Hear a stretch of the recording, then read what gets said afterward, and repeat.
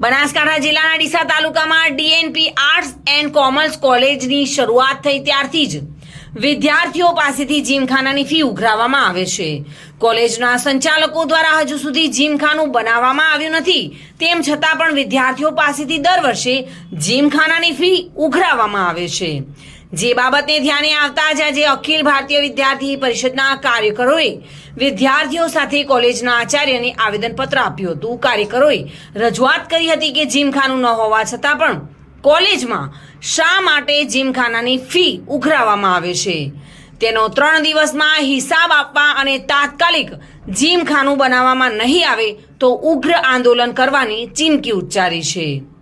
આ બાબતે અખિલ ભારતીય વિદ્યાર્થી પરિષદના નગરમંત્રી અક્ષય શર્માએ જણાવ્યું હતું કે વિદ્યાર્થીઓ પાસેથી ડીસા કોલેજના સંચાલકો દર વર્ષે જીમખાનાની ફી ઉઘરાવે છે। હકીકતમાં કોલેજમાં જીમખાનું છે જ નહીં, તેમ છતાં પણ ફી ઉઘરાવવામાં આવે છે અને તે ફી સ્પોર્ટ્સના વિકાસ માટે વાપરવામાં આવે છે। ત્યારે કોલેજના સંચાલકો જો અમને 3 દિવસમાં અત્યાર સુધીની જીમખાનાની ફી ક્યાં અને કઈ રીતે વાપરી તેનો હિસાબ નહીં આપે અને તાત્કાલિક જીમખાનું બનાવવા માટેની કાર્યવાહી નહીં કરે તો ઉગ્ર આંદોલન કરીશું તેવી ચીમકી પણ ઉચ્ચારી છે। Reena Parmar, today news, Gujarati.